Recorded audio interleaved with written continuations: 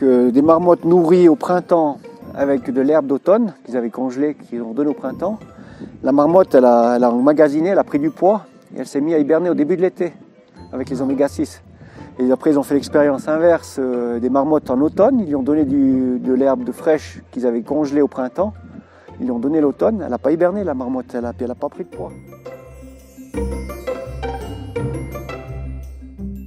Alors, je suis aujourd'hui au cœur du Val d'Illier, en dessus de Champéry, à l'alpage du pont sur Champéry, et avec Alexis Gexfabrique, qui est le propriétaire de l'alpage. Et la première particularité de cet alpage, c'est qu'on a un endroit qui s'appelle les Pas, où ici il y a le bétail tout l'été. Voilà, ouais. Il y a le bétail où on pâture avec les vaches laitières. Donc les vaches laitières sont ici, c'est là que vous allez traire le bétail. Voilà, c'est ici. Donc on est à 1850 mètres d'altitude. On va pâturer jusqu'à 2000 mètres. Jusqu'au sommet de la montagne. Ouais, sous les rochers là. Et donc là on voit aussi le mur de Chavanette. Donc on est au pied du mur de Chavanette. Puis on va jusqu'en bas à peu près à 1750 mètres aussi. On pâture les fonds de l'alpage, à 1750 mètres jusqu'à 2000. Donc derrière nous il y a la France. Alors là c'est la frontière française. Donc ce qu'ils appellent le mur suisse. Ça c'est le mur suisse. Puis derrière il y a Avoria. On est au pied du mur suisse, tout près d'Avoria. Ah d'accord. Et donc le bétail est ici. Et puis après tu vas au lieu dit Le Pont, qui est tout près, un peu plus bas. 1400 mètres d'altitude. C'est un ancien alpage qui était un peu à l'abandon, qu'on a refait à neuf. Donc on a construit dans l'étable la fromagerie. Le fromager a son habitation là et dessus on a des chambres d'hôtes. On a 4 chambres et 2 WC douches au-dessus. Donc la fromagerie est complètement moderne là-bas, elle vient d'être construite. Ouais. Alors ça c'est construit en 2019, les débuts des travaux et les premières fabrications de fromage en 2020. Donc là la particularité aussi de cette fromagerie c'est qu'on tout notre lait est chauffé avec l'énergie solaire. Donc on a des panneaux thermiques sur le toit. Donc le chalet est bien exposé, donc il était déjà exposé dans ce sens. On récupère l'énergie solaire pour chauffer de l'eau. On a 8000 litres d'eau chaude d'accumulateur. On a 2 cuves à lait, une de 1400 litres et 1300 litres en cuivre.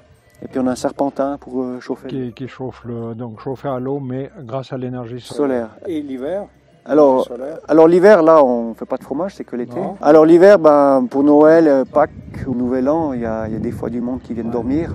Alors on a quand même une chaudière à bois pour chauffer, pour compléter, disons. Mais la production d'énergie là-bas sur ce toit, c'est toute l'année. Alors l'hiver, il y a un mois où le soleil passe pas là. Donc du 15, voilà, ouais. Donc du 15 décembre au 15 janvier, il n'y a pas de soleil. Donc le soleil passe derrière les dents blanches.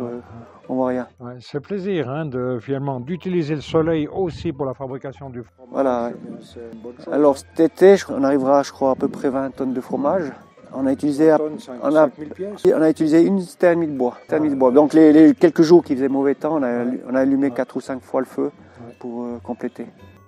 Ouais. Et tu sens une différence entre le fromage qui est fabriqué au début de la saison et le fromage qui est fabriqué maintenant en début septembre? C'est clair, c'est pas le même fromage.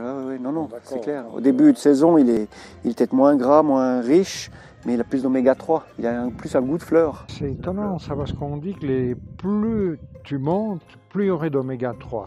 Alors que tu me dis qu'en bas, tu aurais quand même plus parce qu'il y a plus de fleurs. Non, mais là, début de saison, c'est ici qu'on a les fleurs, en début de saison. C'est là qu'on a beaucoup d'oméga 3, donc c'est juillet, début août.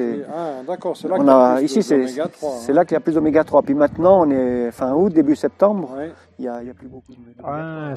C'est dans les fleurs, parce que on est certain de cette histoire des oméga 3, que dans le fromage d'alpage, on l'a. Et il y a plusieurs théories où on dit plus tu montes, plus les fleurs ont des oméga 3 parce qu'elles doivent être plus grasses pour le gel. Puis ils ont fait l'expérience avec les marmottes aussi, que des marmottes nourries au printemps avec de l'herbe d'automne qu'ils avaient congelée, qu'ils ont donné au printemps. La marmotte, elle a emmagasiné, elle a pris du poids et elle s'est mise à hiberner au début de l'été avec les oméga 6.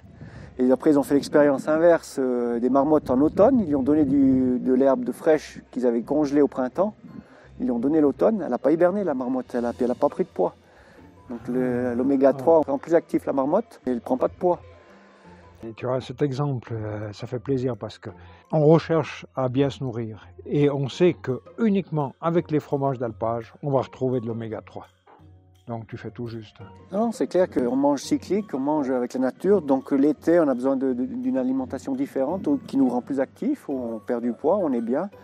plus d'activité. Et puis l'automne, on reprend une alimentation qui tend vers l'hiver, qui est plus riche, qui est moins riche en oméga 3, plus riche en oméga 6. Donc on reprend un peu plus de réserve et l'hiver, on n'est pas fait pour être actif. On doit quand même bouger, mais moins. Donc le résultat, c'est que si vous voulez bien manger, si vous voulez vous nourrir d'oméga 3, bien dégustez les raclettes d'alpage du Pont et vous serez satisfait.